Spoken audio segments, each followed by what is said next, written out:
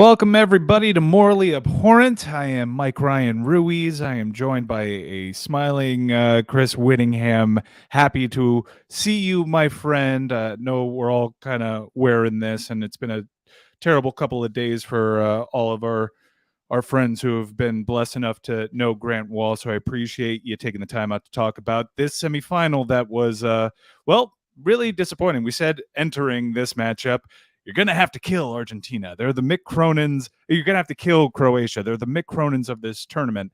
And Argentina killed Croatia. They killed them dead. They were already dead. Stop, Argentina. They were dead. Messi, what are you doing, man? We already know that Josko Guardiola is dead. What are you doing to him, man? I want to talk about that moment in particular. I think there's probably going to be one enduring goal from this, and it might be the Julian Alvarez run, which I already want to say is super overrated because that was just bully ball. That was it. It barely was even bully ball. It was deflection ball. That was the epitome of no, yes. Yeah, but even when you watch the replay, there's like a run to his left that's like, play the Tagliafico is right there, man. So I heard the Fox broadcast say there was never a moment in which they thought Croatia might win that game, and I want to disagree. Because I thought Croatia was settling into the game nicely.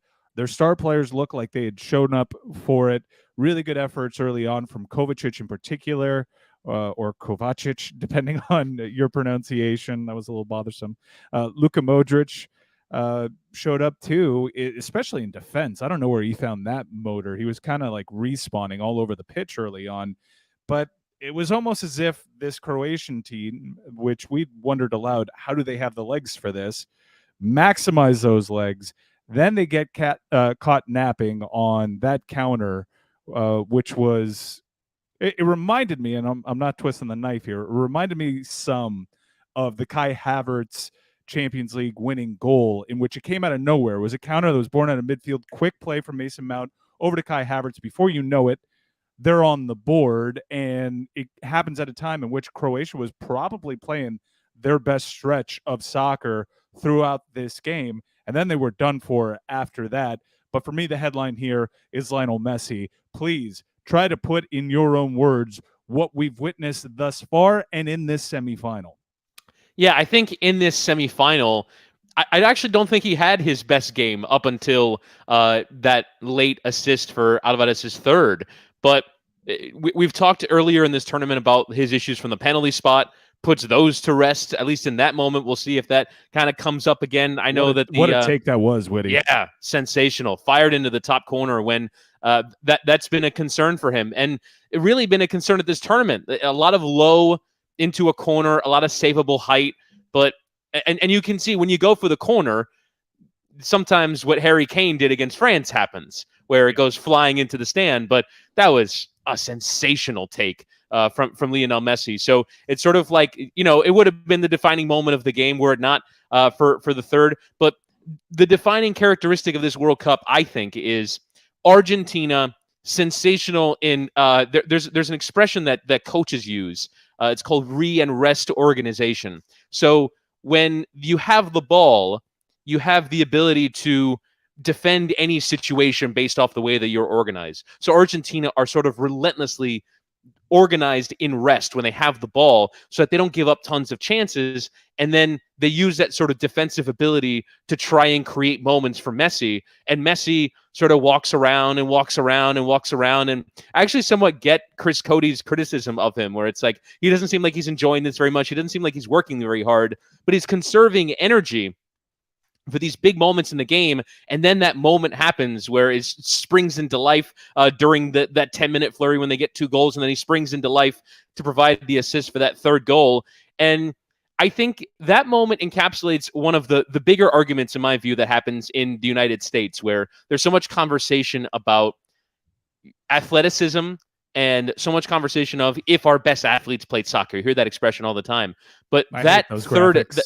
Right. The graphic where Odell Beckham is playing right back for the U.S. men's national team. Yeah, I don't love those either. However, I think that moment encapsulates exactly why I think that's a faulty argument, because it's all about agility, acceleration, using your body to create space. Lionel Messi is not faster than Guardiola. He just it maneuvers him so that he's leaning one way, turns him the other, and then can be on goal to provide an easy tap in for Alvarez. And that, I think, is that player personified. Yeah, he's 35. He's not as quick as he used to be, but he can just manipulate the chess pieces better than anyone in the history of the game. Well, yeah, tell that to Vardiol, who entered this game, the young player of the tournament, in my mind, the defender of the tournament, and absolutely tied in knots. We're old enough that we've seen Lionel Messi absolutely dominate long stretches and be in tremendous form. I'm not going to be so prisoner of the moment to say this is the best I've ever seen Lionel Messi play, because those Barca teams early on were just outstanding, and he made it all go. But when you consider the pressure on him, when you consider his age, when you consider the previous season he had, he's been quite good for PSG this season, but a relative disappointment last year, not getting any votes for best player in Europe, just best player in the world. He looked like he was entering the latter stages of his career, and the day in, day out, game in, game out dominance that we had grown so accustomed to looked like it was waning and coming to an end. And for Messi, entering this tournament, if you were paying attention to Argentina, it was curious because you could see why so many people were tabbing them to win, because Messi was playing his best soccer with that national team entering this tournament. So to do that prior to and to do that in the tournament, two different things entirely, especially for this player. For him to be doing this at this age with everything that I just mentioned, it's not the best I've ever seen him play, Chris, but it's the most impressed I've ever been with arguably the greatest player of all time. And that's saying a lot. Yeah, and I completely agree with you because of sort of, I would describe it as the economy of his touches, where he takes advantage of I feel like every single time he has the ball, he's incredibly effective, even if it's just a short pass. Mm-hmm. The way that you can see the Argentinian attackers respond to his movements, the way that his teammates understand implicitly, oh, when he's got the ball, this is a moment. We got to be ready to do something with this. I love this sort of, I hold my breath every time he has the ball. And that's always been the case. I guess it's just he had so many more touches. He did so much more work. And so you're sort of, I guess, looking down the end of his career, which it's not really. He's going to be 35 this summer. He's been playing since 2005, though. He's been around for forever. He's played tons of games. We've seen footballers age at a rate where it just sort of happens one day. And you never know when it's going to happen for Messi. And like you said, there was that fear that it happened when he moved from Barcelona to Paris, because not just it was the conversation about he's falling off. It was, again, that conversation that always comes up in that Sid Cicero clip where it's like he only fits in this perfect context for him, where Barcelona is the only place where he's ever thrived. And I think we can now say that's a load of nonsense. Yeah. Between how he's played for Paris and how he's played now for this Argentina team. He sparks this team to life. He is their inspiration. He is involved in every big moment of the game. It seems like, Gvardiol, I think, probably went into this game sort of relishing the challenge. He was confident in himself. He had been playing so well for Croatia, and to sort of be humiliated, not just on that occasion, but on multiple occasions, by Messi's ability to work around him. And he's working around 4 and 5 defenders, and that other teams are going into games against him saying, we got to stop that guy. And the fact that he's still so effective, it's a tribute to the player. He's having an incredible World Cup. He sort of, in a weird way, is growing into his own voice at this World Cup as well. We didn't have the chance because we didn't see the clip during our last morally abhorrent of that video of him yelling at the Netherlands players and calling them bobos, which is Spanish for idiots or fools. And that clip has gone viral. In a weird way, he's found his voice at 34. There was that viral clip of the Argentina locker room before the Copa America final, where he does the motivational speech. And the rap on Messi always was he never says anything. He's not an inspirational leader. He leads with his play.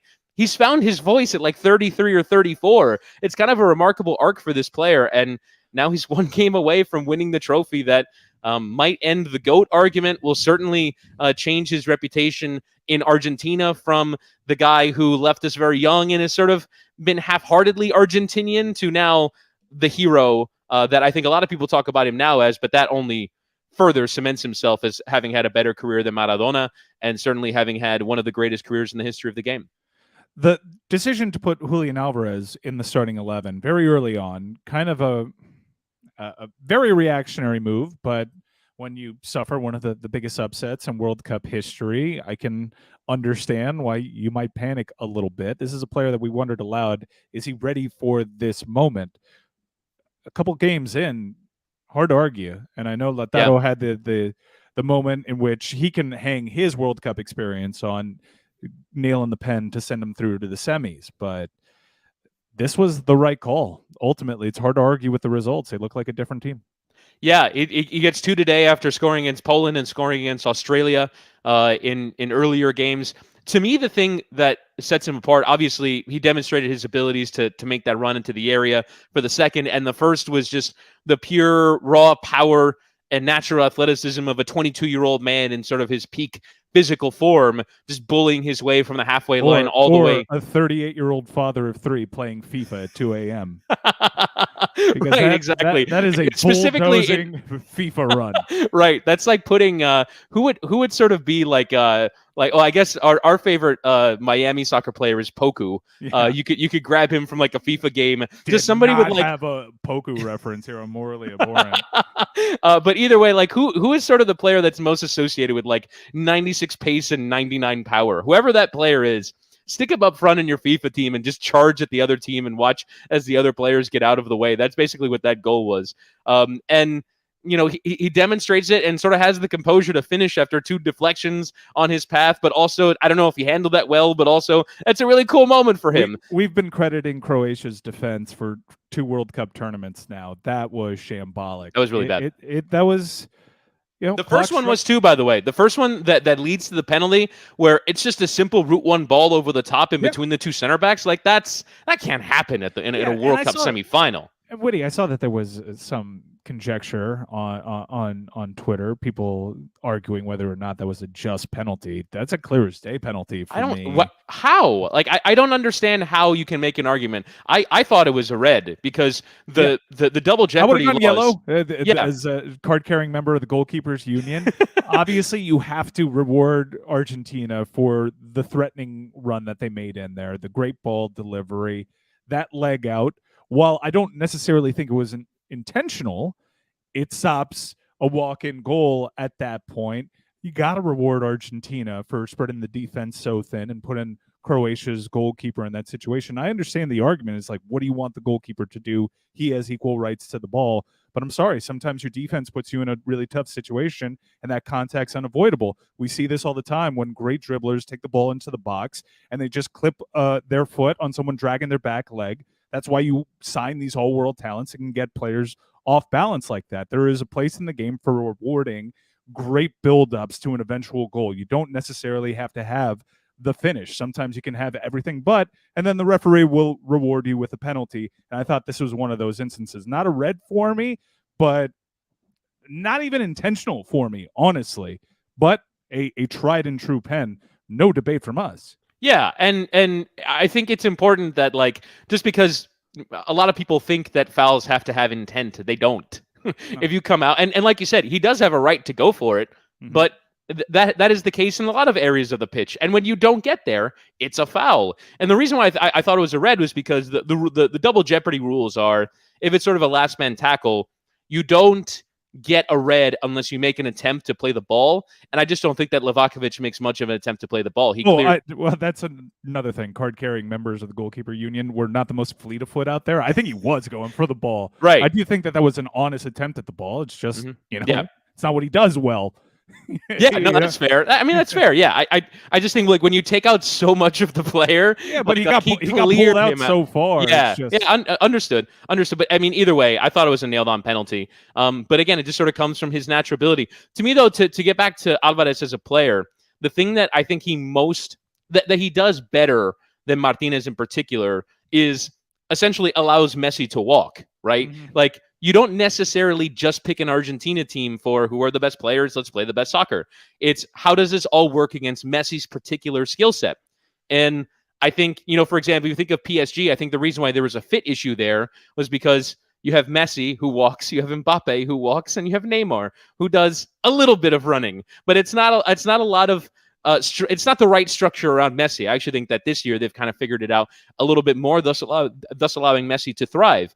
But I think in this team, you kind of have to pick players that fit around Messi. I actually love the decision from Scaloni today with what he did with his midfield. Yeah, it kind of looks like 4-4-2, but it's DePaul, who is, as we've talked about, not a great skill player, runs his ass off. Mhm. They got Paredes in there, and they have McAllister in there, and they basically just pick 4 runners. I want to single out McAllister a little bit Yeah. because not one of the household names on this Argentinian team has really come on in this tournament. Someone that's trustworthy, you know what exactly you're getting from them. You need players like that, especially in the midfield if you're going to make a run to a cup. I've been really impressed by this player. What can you tell me about his pedigree? And is this something that was expected of this player? Because when I was outlining dangerous threats and players that would impress me on this Argentinian national team, I wasn't even sure how much run he would get. Considering how many weapons were at this Argentinian manager's disposal. You have big names like Dybala, who finally featured in this World Cup, and you have names like McAllister, who people aren't necessarily as familiar with. Let's go into him a little bit because I think he's been a really unsung hero for this Argentinian national team. Yeah, and he's a player who right now is playing at Brighton, which has kind of become a home for young South American players that are on their way up, but on their way up is not up. And when you compare him to somebody like Papu Gomez, who has done a ton in his club career, or Dybala, like you mentioned, if you're sort of picking creatives, you would definitely favor him over McAllister. But again, it's about a team that functions around Messi, and McAllister is sort of one of these hybrid eights in the modern game where, yes, he's a central midfielder who can get into attacking positions and create, but that doesn't mean he does nothing going back. And to play in the Argentina midfield that started today out of a 4-4-2 with Alvarez doing a lot of the work next to Messi, and Messi, go and walk. We'll figure this out. McAllister's got to do a lot of running. Dybala's not that guy. That's not what he does. McAllister is someone who I remember when he was coming up. I actually, when I was working for Univision, I did a friendly. It was one of these Mexico friendlies where they just schedule randomly, like not even in an international window. And they played an Argentina team that like didn't have any of their usual top guys. And playing in that game was both Messi. Not Messi. Both Lautaro Martinez before he burst onto the scene and Alexis McAllister. And I actually think that Lionel Scaloni had a little bit of a period after Argentina went out of the World Cup in 2018 to start trying some new players. I actually thought the Fox broadcast did a really good job of mentioning that they've got 3 players who are 23 and younger that are featuring in this team. When that's not normally, Argentina is a team where it's established veterans, finished articles, players who have done a ton in the game, and yet Scaloni has trusted some of these players who he's brought through himself to lead this Argentina team at this World Cup. So McAllister is a player who's on the way up, and with how well he's played at this tournament, I would not be surprised if Brighton get 2x what they paid for him to bring him over from South America and sell him to a bigger club.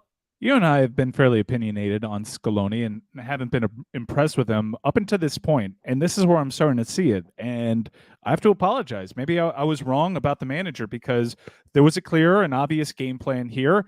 I was really worried about him entering this match because Croatia has an identity. And this is a situation in which we see the boogeyman Croatian team just do what they always do. And 7 minutes into that game, I thought that's where it was headed. In fact, I was a little surprised. I was like, Argentina's kind of playing more like Croatia.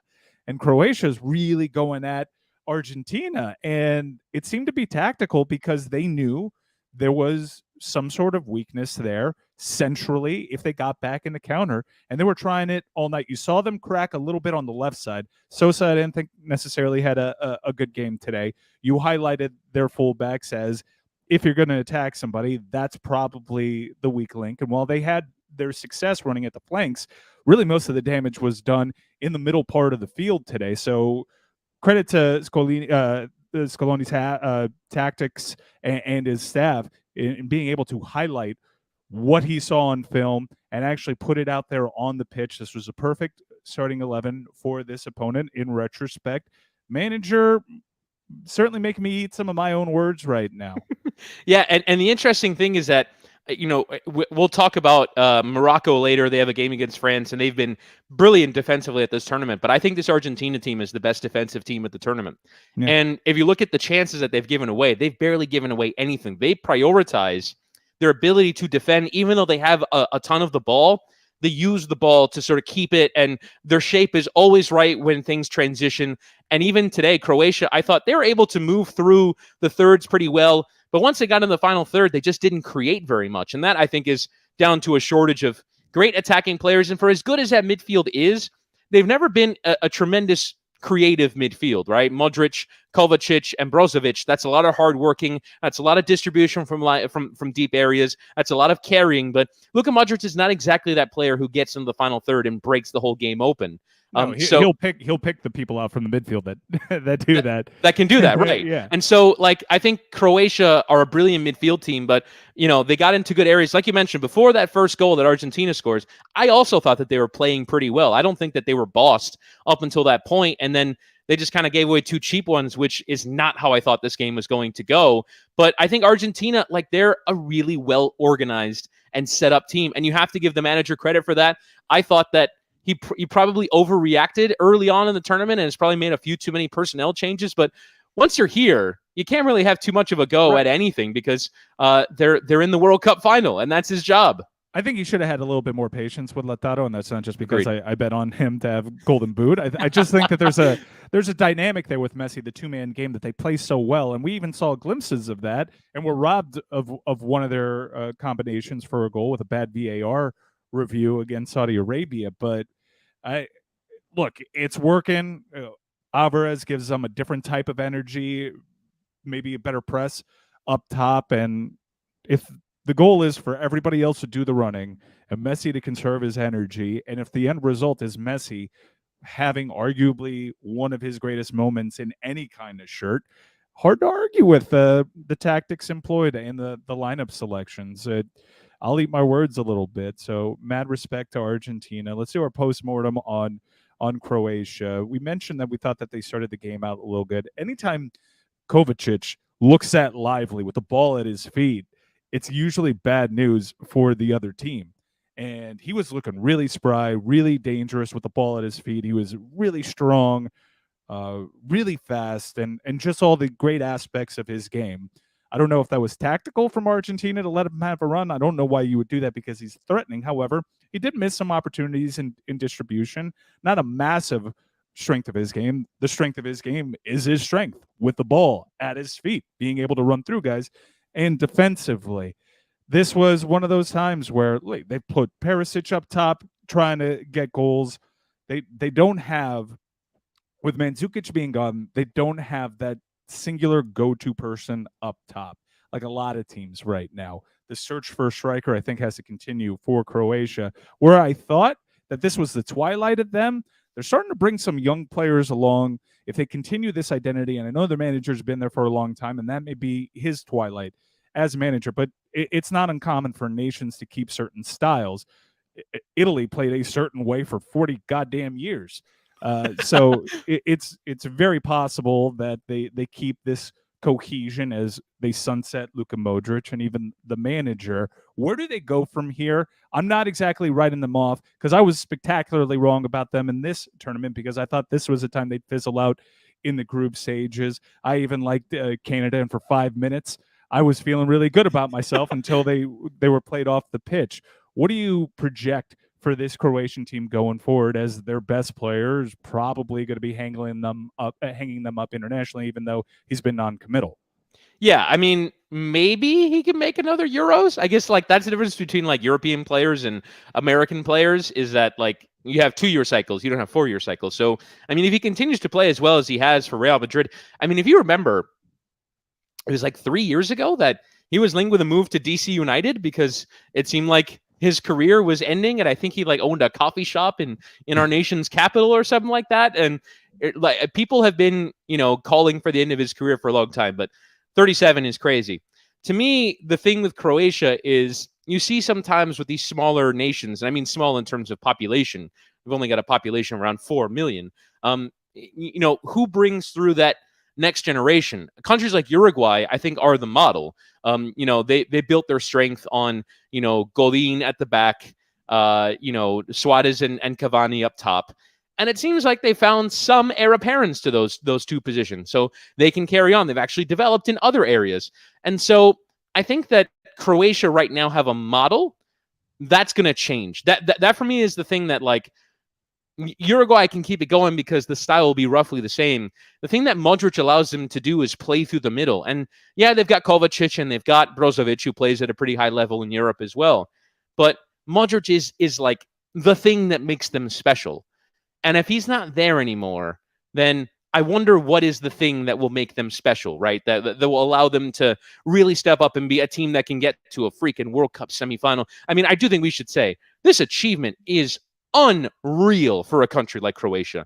A World Cup final followed by a World Cup semifinal is unlike anything we will ever see from a country of that size ever again. I don't think. Like to get there when there's so many giants of the game. If you run through the tiers of the game, right now, like I think it's hard for any country to push above ninth, just based off of tradition, based off of size of domestic league, based off of the resources that go into the game in these major countries like Argentina, Brazil, England, France, Spain, Germany, the Netherlands. Like once you get into that area where we're talking about the top 7 or 8 countries in this sport, the countries that have won it before, it's really hard to crack it. And for Croatia to crack it at 2 straight tournaments, I'm just curious what that next generation is, because I mean we don't follow the Croatian league every week. We don't know who those talents that are coming through. They've got to go to other European clubs, and Gvardiol is certainly one of them. Maybe he's the player that's, if we're talking about where's the specialness, maybe his level as a center back is a way to anchor a defense, and you can figure out something around him. But I think that with Modric likely going, it's time for a new era. But this era was so good that it's sort of worth celebrating one more time while we can. I think there are a lot of comparisons to make between Croatia, the relationship with Luka Modric, and Czech Republic and Pavel Nedved. A very similar player, a former Ballon d'Or winner in his own right. Czech Republic were monsters, runners-up, I believe, in a Euro. He was just a terrific player. And once he decided to hang him up at a similar age, they had so much of their identity tied up in his special quality that they really struggled to replace it. And he was a part of this generation that surprised and went deep into tournaments. And they haven't been able to replicate that success. They haven't been able to find a replacement for Pavel Nedved. I don't know who's next. Luka Modric was a prodigy. I've known about Luka Modric for damn near 20 years. He's been on the radar. His ability to pick out passes from the midfield has been the stuff of legend for a really long time. And 4 years ago, he fulfilled the promise of what he was when he was a superstar in the making over at Tottenham. And for better or worse, I just don't hear that next great creative force for Croatia. And for everybody else to be as hard-nosed and hard-working on that pitch, much like Argentina, you need to have one creative dynamo to make it all go. And if it's not going to be Luka Modric, I'm really hard-pressed to find out who it's going to be. This isn't an indictment on Croatia. If anything, it's a testament to this team's greatness and Luka Modric's individual greatness, because it's going to be hard to replicate, and it's going to be hard for someone to slide into those shoes. They may have to change their identity based on the personnel available to them, because I don't see this replacement. Yeah, and it's because developing world-class talents like that is nearly impossible, especially for a country that small. We should say they have an incredible tradition in football. A lot of the countries in that part of the world, I think, are almost underrated for the kind of football that they can play. This has been such a cool story. Again, a country that is only 30 years old. Yes, that region has been producing footballers, but that country is 30 years old. And to have a generation of players come through at the same time that are all this level of talented, I mean, really, the story of Croatia is that the whole world should be going to Croatian. Hey, how did you guys do this? Mm-hmm. Because to create one Luka Modric is nearly impossible. And you think about the countries in the world, obviously, it's forefront on my mind because I'm an American and we've never done this. Create a world-class player, right? One world-class player. The number of countries that play this game and haven't done that is remarkable. And so the fact that they created one and then were able to surround him with 2 or 3 other players in that middle area that you went into every game thinking that they had a strength against, no matter if they played Brazil, which they did, I thought they had the better midfield. If they played against Argentina, I thought they had the better midfield. On this day, they weren't. But you go into a game with a matchup advantage in an area of the pitch that's so important. For me, the middle of the pitch dictates the game in every game. And Croatia were able to do that at 2 World Cups in a row, despite the fact that their players were up there in age. So hats off to them. Everyone should be going to Croatia and figure out what's in the water. How do they develop players, and how can you export some of those ideas? Because those players are some of the defining players of this generation of football. Let's look ahead to tomorrow, because Morocco, the tournament Cinderella, first African nation to make it to a semifinal, is going up against France, another geopolitical revenge game for Morocco. They Third game seem in a row. yeah, they're doing pretty well in these. For France, I was making the argument today on the Levitard show, and you were sorely missed, Witty, that whoever wins this World Cup outside of maybe Argentina, for me, would be the biggest shock winner of my lifetime. Think about that. I'm 37 years old. Right now, the biggest shock winner of my lifetime is probably Italy 2006. Again, blue blood.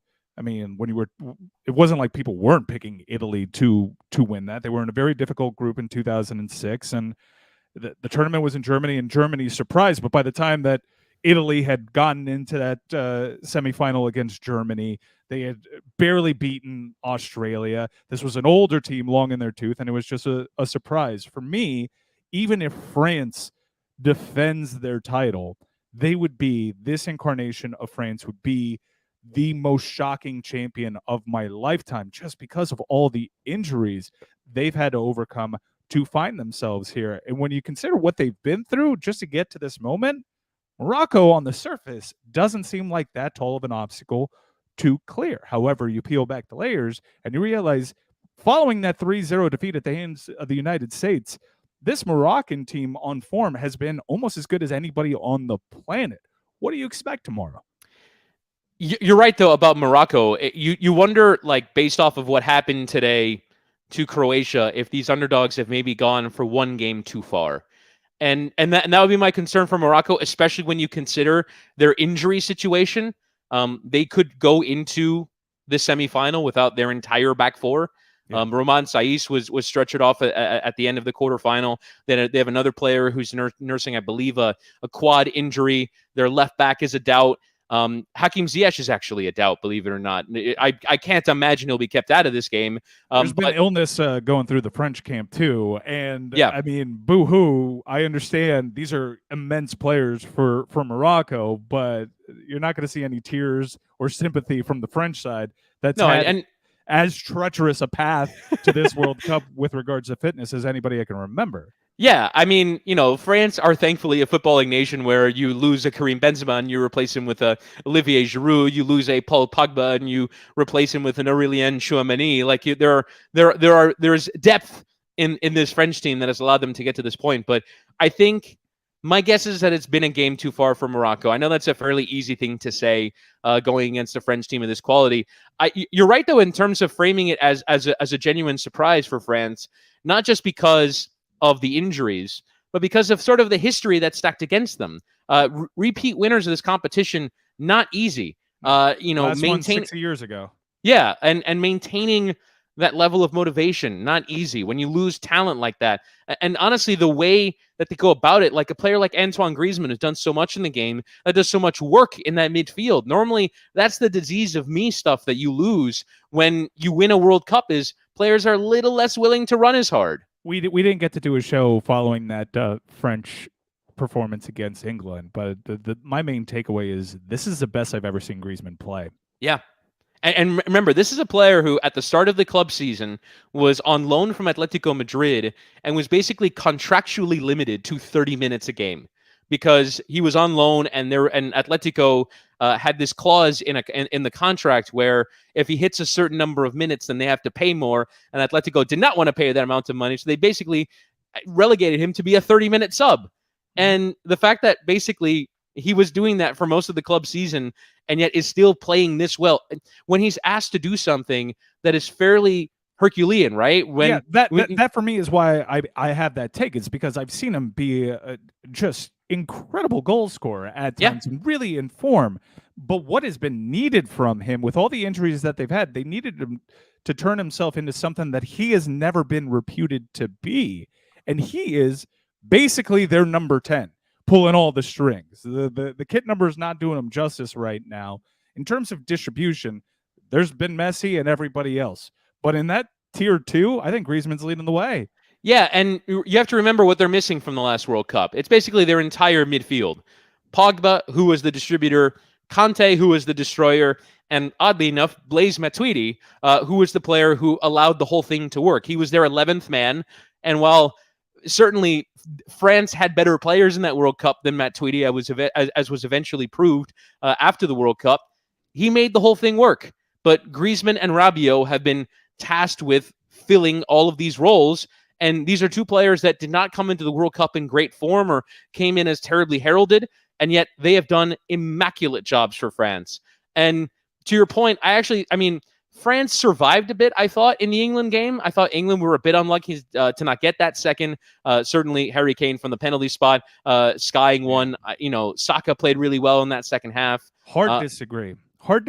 And I'm glad we get to actually debate this game, because there were two boneheaded mistakes from France there. That second penalty that they conceded was as bewildering a moment in a soccer game I've ever had. Mason Mount just got trucked with a goal lead. That game was over. We all felt it. That was Giroud's walk-off. England had no right possibly tying the game. And I think when I watch back, because I watched that back on one of the replays, and I saw the type of possession that was conceded to England, I kind of felt like this was strategic. And Deschamps actually approached this game a bit differently. Did you see that? Or are you just seeing an England midfield that entering the game, you and I both thought could give a young French midfield perhaps some problems, but I didn't see that. I saw a team that was in control the entire time in France.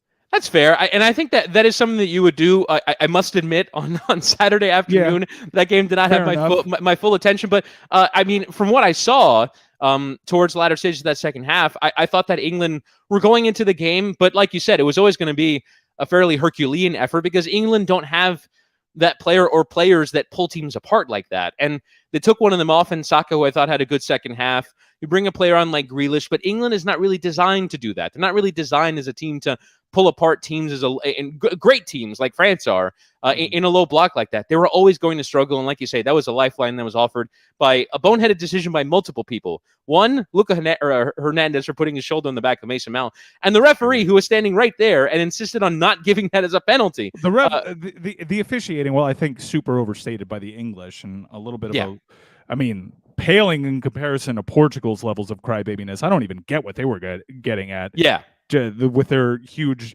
international conspiracy that Argentina is out to get them. That was a loser's lament, because they offered very little in that game. But I just kind of felt like France controlled most of that game. And they can do that. And they were on the front foot. They were on the front foot pretty early on. They knew that England had to chase the game. Of course, a team as talented in the attack with England is going to take what is conceded to them and look more threatening. I think that's by design. They survived. What France survived was one of the more boneheaded plays ultimately. And sometimes it can be like that. Harry Kane doesn't sail that one over the bar and it goes in upper 90. And I don't know if France has enough, because that is a tournament ending mistake that was made on that pitch in that game, and they survived it. And now I kind of feel like it's been house money for France, which is odd to say for a defending champion for quite some time. I know they're going through illness right now, but there is this looming rumor out there that Benzema, if they make it to a final, might be available for them, and that would be some bullshit if you're Olivier Giroud. You can't start him in that spot though. Like what? I've said that with Giroud and Benzema on this national team for a long time. I'm like, I just mean Benzema's going to have to earn it back, and they just. In the context of Benzema not having played for 6 weeks, and you're going to start him his first game in a World Cup final. That's insane. That's insane. I can understand last 20 minutes you need a goal. Yeah. Olivier Giroud is not respected that way. I will say he's respected by one person. It's Didier Deschamps, the manager of France. I think he knows how important Giroud is to that team working. It's another team where, again, they can pick better players. They pick the right players, and you have to give Deschamps the credit for that. But in the overall, I think France's story, I agree with you, is fairly against the odds when you look at the history of the World Cup. The fact that Deschamps, I believe, has been the manager now of France for 10 years. When we talk about second cycle problems, they're in third cycle with their manager, and he's still managing to keep them motivated. And I love the way that they played at this World Cup. They've sort of thrown away all that history, and instead what they've done is they've proven themselves as a team that are as ludicrously talented as they are. And I thought you pointed something out on Twitter after they progressed in the quarterfinal. that this is the best footballing nation of our generation. That for people our age, France are the definitive footballing nation, better than Brazil, who haven't won a World Cup, who will not have won a World Cup for 24 years by the time the next one comes around. In the men's game, I think we can have a debate when you combine men's and women's, but in the men's game, I will say, I mean, France, I know that, I mean, if the U.S. men pulled their weight, but I mean, the best club team in world soccer is the French, or it is a French team in women's soccer, which is Olympique Lyonnais. I guess at national team level, Germany have sort of dominated the European championships. The U.S. have dominated World Cup. So maybe it is Germany on the basis of the fact that they won in 14. Bayern Munich is a strong club. Either way, we're parsing hairs. France is an unbelievably strong team. This team is unbelievably talented, which is proven by the fact that they can go 16, 17, 18 deep and still field a squad that's capable of getting to a World Cup semifinal. As it relates to this particular game, I just think it's a step too far from Morocco. They've lost too many players. And I would love to see them, be 0-0 after 60 minutes, and maybe there's that one counter, and France is holding their breath. But I would be surprised if this is anything other than a comfortable France win. One thing, though, that's hanging over this match is the crowds, and they made sure to mention it. The semifinal crowd is a bit different. These are high-priced tickets that are sold well in advance, and they're more of a neutral crowd. But the crowds that Morocco has had have been quite awesome, and they've been like road games, and they've been quite the equalizer. So if I don't know what the secondary market might be for Moroccans, I don't know how many Moroccans might have anticipated their team being here in the semifinals, but if they get anything close to the support they've gotten throughout this tournament and make that a pro Morocco crowd, that's something that could maybe level the playing field a little bit when we look at the talent discrepancy. One last thing here before we go on Morally Abhorrent, and again, please check out everything that Meadowlark has had to offer. Please check out Witty's touching tribute to Grant Wall on Football with Grant Wall. Moved me to tears the first time that I listened to it. Thank you very much, my friend, for doing that.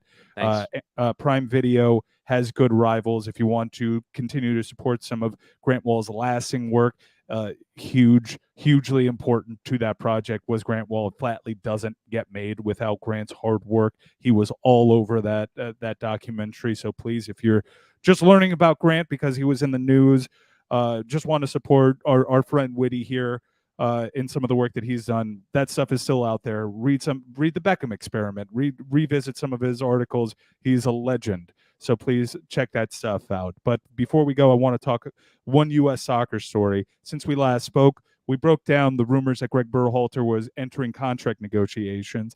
And one thing that we didn't necessarily see coming was an internal smear campaign to stop this from happening. There is a civil war inside of U.S. men's soccer. And I think no matter what now, you have to stop considering Greg Berhalter, because this last week has been so ugly. Now, there are actually examples of solid leadership by Greg Berhalter, even if you believe the spin from the other side. But the fact that it's mushroom clouded to this extent, I don't see how you can bring him back, Chris. I agree, especially when Reina is going to be one of the defining American talents of this generation.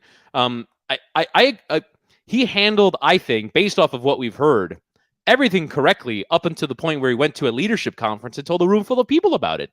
And I asked before. One thing though, because some people may not be that familiar with this, all of this stuff started with allegedly a conversation between Greg Berhalter and Gio Reyna, in which he told him, I'm not going to use you all that much, specifically telling him, if you're believing some of the reports, I'm going to bring you off the bench sparingly. And it's one thing to tell a player you don't know exactly how much they'll feature, they won't be a starter, but it's another thing entirely to just tell them right off the bat, especially a player as young as Gio, if this is true, that they're going to be riding pine the entire time, because naturally Gio Reyna then goes on the training ground, and this is where Gio, I think, erred, if this is true, doesn't put forth the best effort and just starts cementing Greg Berhalter's opinion of him. Go ahead, Witty. I'm sorry about that. So the full story is Gio Reyna has had tons of injuries and had been playing some for Dortmund, but got to the World Cup. Greg Berhalter told him his role, and he obviously didn't like it. And so it was reported that he didn't train very hard, and it was reported that he was, going to, at one point, potentially be sent home from the U.S. camp, which would have been 13-12 vote, according to one of the reports. I mean, Jason McIntyre's reporting has since been disproven by Taylor Twellman, among others. But so there was a confrontation within the team. He apologized, and apparently U.S. captains were briefed, according to Greg Berhalter, to basically have a go at him in front of the team and say, hold him to account. Make sure that's not, okay, guys, sorry, let's move on. No, it's, you need to, earn the trust of his teammates. And apparently he has still not entirely earned the trust of his teammates, according to reports. So in some ways, Greg Berhalter handled this situation where, I think the one thing that Berhalter deserves some credit for is building a good culture at U.S. soccer. Building a culture where the players want to go, where they have fun when they go, and they want to wear the national team shirt. It was a difficult time to do that, and he did it. So I think like that is an area where he has excelled. Do you give him the credit for that? I think so. Do you put it on the players? Because also in this culture, you had McKinney breaking protocol and being kicked off the team for a little bit, serving a pseudo suspension and being brought back in. It just seems like he played favorites a little bit with it. The McKinney thing, he broke COVID protocol. So I think that one was a fairly straightforward one. And by the way, McKinney has since been back on side. And actually, McKinney's father tweeted during the World Cup, heralding Greg for the culture. So I think he could certainly. You could certainly give some of the credit to the players, particularly for the fact that this is a group of players that are mostly the same age. That kind of grew up together in the youth national teams that know each other. So the ability to establish that culture was there. But Greg has done good work, I think. They still, I believe, are the team that has run the most, covered the most ground per 90 of any team in this World Cup. They worked their asses off for this team. I think they like each other. I think they were going in the same direction. And you have one player who isn't, and you have to handle that. And I think they did handle it. They brought him on against England. They brought him on in the World Cup knockout game. To the fans, probably not enough, but ultimately that situation was rectified. And I wonder as well if that story was going to get out. I think that's this story was going to get out at some point. The fact that Greg Berhalter went into a leadership conference and told a bunch of people, and that the people running that leadership conference published it when apparently it was meant to be off the record, which I thought was incredibly bizarre. It was not handled well by Berhalter because, again, I think that story gets out one way or another. Yeah. And I asked earlier, I'm not exactly a huge Berhalter critic. I think he's adequately done the job of U.S. men's national team manager. But I think the reason why a lot of people are out on him is because there isn't really like a constituency for him. Like, who are the people that are like, man, I freaking love Greg Berhalter. He is an indispensable part of this national team. Like, I just don't there aren't people who have that positive feeling about him. And I discovered in this process what he believes his constituency is. It's a leadership conference. Like, he wants to be seen as someone who knows how to lead people, who has read a bunch of leadership books, that handles situations appropriately and has, taken on a view of modern leadership and has led a group of modern men to success. And I think he sort of fancies himself erudite and someone who sort of handles that community very well. And yet, I think in this situation, by relaying a story of, I think, pretty good leadership by Greg Berhalter, he demonstrates poor leadership by breaking one of the cardinal rules of the locker room, a rule that he would know, which is don't take stuff out of the locker room, at least on the record. Yeah, Greg Berhalter, just in my interview with him and other views, he always comes off a little impressed with himself, in my opinion. And for him to hold court with a leadership conference and spill those beans, if you pay attention to what Gio Reyna said in an IG post, who I implore the audience watching along to go check out and pay attention to who's liking that, because it'll tell you a lot about what is now a schism within U.S. men's soccer. The one thing that's irrefutable is that Greg Berhalter took something that was from inside to the outside, regardless of it being off the record or not. That was not public. That was not made for public consumption. And I think Gio Reyna is within his rights to feel like that's a betrayal. Now, full stop. I think Gio Reyna has done a lot of things throughout the build-up to this World Cup that aren't my favorite, and not exactly things that I would deem professional, but also not something that someone can't come back from through honest effort and talking to their team. The fact that it became public knowledge in the form that it did, I do understand why Gio Reyna felt betrayed by this coach. And I just think this situation has got so messy and the results haven't been so great. And like you said, Greg Berhalter, mission accomplished to a degree, but no one's out here pounding the table for you. No one's dying on the Greg Berhalter hill. So for me, that he had a chance to come back. It seemed like there was positive traction for it, but this thing has gotten out of hand. And I don't see how you can bring him back.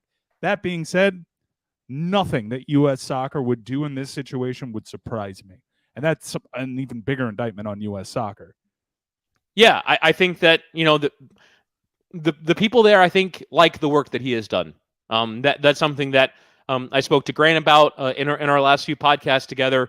I think he is generally well liked in U.S. soccer by his immediate boss. I think his superiors are a bit different, just because Cindy Parlow Cohn was not the president of U.S. soccer when Greg Berhalter was hired. They've hired a new CEO. The board is a little bit different than it was when Greg Berhalter was hired. It's a different time. And Grant also reported on the fact that some of Ernie Stewart, who is the technical director of U.S. soccer, some of his ideas have been rejected by the U.S. soccer board and by the U.S. soccer president, including one of which was hiring Jermaine Jones to be the manager of one of the youth national teams, the under-16s. He instead was made assistant when Ernie Stewart wanted to make him a full-time manager, according to Grant's reporting. So I'll be curious what the political dynamics are, but I think in general, Berhalter's been pretty well liked.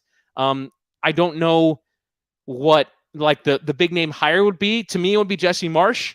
If you're looking at people who would want that attention, but he is currently the full-time manager of Leeds United, a club in the Premier League, and I imagine he would want to see that out. And if he doesn't get fired in the next month, then you're gonna have to make it. Which, by the way, could happen. I hope it doesn't. I'm rooting for Jesse and I'm rooting for Leeds, but it could happen. So I mean, maybe international soccer is changing some. I don't know if you've seen the news reporting around the openings in Portugal, potentially openings in Spain, openings in Brazil. There's some huge managers that are being tossed around in here, and it seems as though there's a sea change a little bit. Some federations even willing potentially to let managers coach professionally with some clubs and be able to pull double duty. The Mr. Manager go full FIFA. Yeah, go full FIFA. Go full FIFA. I mean, if that's in play, then you have a whole new world of managers, and I think it'd be willing. I understand why some would say it's a full-time job, but if players can manage it, I don't necessarily understand why a manager wouldn't, even though it's more involved, more full-time, more bureaucracy for a manager. But I think it would be quite innovative. At the same time, could be disastrous. It works out for me on FIFA, but I don't have to worry about things in real life. You don't actually run training sessions in FIFA. I don't run training sessions, and I will never be accused of not having my head in the game because I'm chasing promotion with a second division team. So all interesting things. We've set the table, I think, appropriately for tomorrow because if France make it, it's a miraculous run, and it's a testament to their soccer culture and the great generations upon generations now that they've stacked. If Morocco makes it, it is single-handedly the single greatest upset run in the history of the FIFA Men's World Cup tournament, the most unexpected finalist of any lifetime. I would say Morocco, if they find a way to see this thing through. So all that is there for Morocco, a chance to defend their crown and be the first repeat World Cup champion on the men's side in 60 years throughout the face of incredible injury and adversity for France is there. No matter what, someone's going to have to go through Lionel Messi to do it. There is high-stakes drama. We will be watching the final together. New location, Old Dubliner by the courthouse in Miami. Come on out and support us. Morally Abhorrent will be live pre-match, halftime, post-game with immediate thoughts for what promises to be a thrilling World Cup final. We cannot wait to hang out with you. Witty, I'm excited to see that you're going to be there, hopefully, and meet people and shake hands and pull a Dan and have one of them infect you with some kind of sickness. I cannot wait for that to happen. I've had Witty's been in quarantine. He's the healthiest thanks to that Moss crowd. I mean, there aren't vaccines available for what some of the things that flew into my eye in very close talking proximity. A new disease was born at Moss Miami, from what I can tell.